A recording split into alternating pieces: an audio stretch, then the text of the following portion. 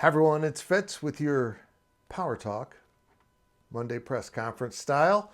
And it was very uneventful today at the press conference, to say the least, because we had a press conference last Monday leading into the bye in which we discussed Colorado some. We discussed it more, but nothing of great revelation and nothing serious was said. We did have Avery Johnson today, and that was nice. He was your usual cool cookie as he took questions from the media and kind of about the importance of this Colorado game coming up on Saturday night out in Boulder.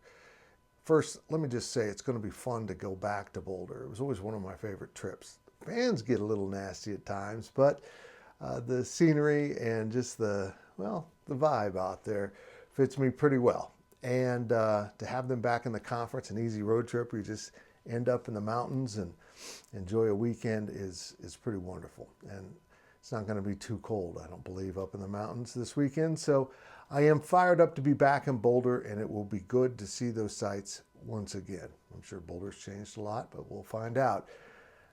This game is it almost feels like it's growing in tension.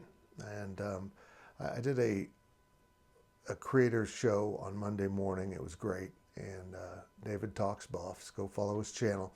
One of my favorite Big 12 independent creators. And I talked very openly about Kansas State. Almost all of David's questions were about K-State. We talked about how Colorado can beat Kansas State. I don't really remember talking about Colorado per se a whole lot because I haven't done my full scout on the Buffaloes yet. I haven't gone back and watched enough football. And yet the comments were, why are these people so negative about Colorado? I don't think I'm negative about Colorado. I was earlier. I didn't think they were that impressive.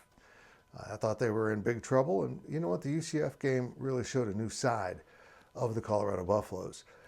Showed that they've made a big step forward for the first time, really, I think, since Deion Sanders became the head coach. They faded last year, and we thought maybe they would do that this year. But that win at UCF was really kind of monumental. Not only did they look good, but they looked good on the road. How that translates to Saturday night in Boulder, I'm not sure. I know this, it's going to be packed. It's going to be loud. They'll be a little bit advanced in their studies, if you know what I mean, when it comes to alcohol and other stuff. So it should be a pretty hostile environment for K-State to operate in. And really, it's about K-State handling that environment. And I've talked about that before. They've got to learn how to go on the road. For Colorado, this is an enormous opportunity. They get a ranked team, maybe just 18, but it's still a ranked team coming into their home field on a late night game that a lot of people will be watching, an opportunity to have another big win, but this time on a maybe bigger stage than they did last time. So there's some real meaning in this game. The uniting of these two former Big 8 partners into then the Big 12 and now Colorado's return to the Big 12. I think there's a lot of cool storylines. I was a little surprised that other games in the conference are getting a lot more love than this game, but that's cool. I understand. It's kind of a crowded conference lineup this week, and I just feel like this is going to be a huge game for the winner of it. The winner will gain a huge boost out of it. If you're Kansas State, you're going to look at this and say, hey, okay, we're better. We're better on the road now. We beat a good team. They were starting to play well. And we went out and handled business because they've stunk on the road. Barely beat Tulane, got blown out at BYU.